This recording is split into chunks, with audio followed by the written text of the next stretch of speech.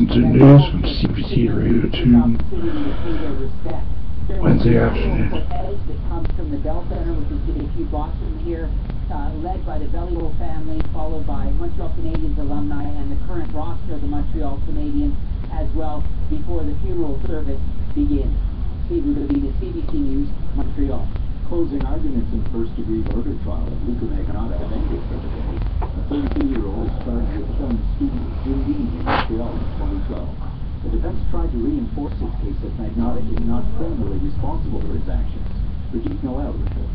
It took defense lawyer about a month to lay out his case, and it took him about an hour and 10 minutes to present his closing argument. A series of anecdotes about Magnotta. He said his client was mad, saying that it was impossible for Magnotta to have faced symptoms of schizophrenia for about a decade, and a series of anecdotes that showed madness included a story about how Magnotta went on an escorting job, bringing his dog, but forgot to bring food for the dog. References to the movie Basic Instinct, which had been referenced in the trial, saying that the movie only had superficial similarities to the killing, but he ended by telling the jurors that he wanted them to find Magnotta not criminally responsible on all 5 counts. Brigitte Noel in Montreal. The Crown will deliver its closing arguments tomorrow, and the jurors' deliberations begin on Friday. U.S. President Barack Obama says the CIA's harsh treatment of detainees in the years following the September 11th attacks has come at an extraordinarily high cost. White House spokesman Josh Earnest says Barack Obama feels efforts to extract information by have done great harm to the U.S. One of the most powerful tools in our arsenal to protect and advance our interests around the world is the moral authority of the United States of America. And the Commander-in-Chief included the use of the techniques that are described in this report significantly undermines the moral authority of the United States of America. Ernest says Obama feels that the damage done to U.S. interests outweighs any benefits.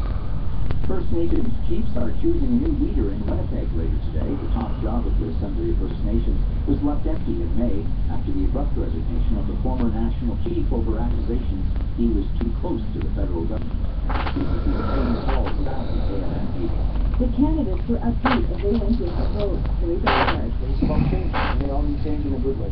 With Len Picard. My mind and heart is at peace, so I feel very good. We are voting. I feel very optimistic, and I feel very good that I got the job. The chiefs will be willing to change. The winning candidate needs support from 60% of the registered voters to win, and whoever does win will have a big job ahead of him.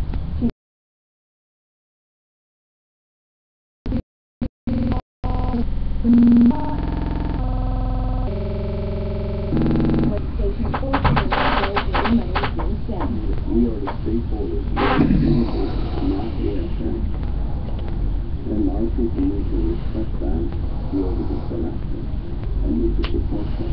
Grassroots activists also hope the new national chief will do more to listen to them and represent their concerns. Karen Falls, CBC News, Winnipeg.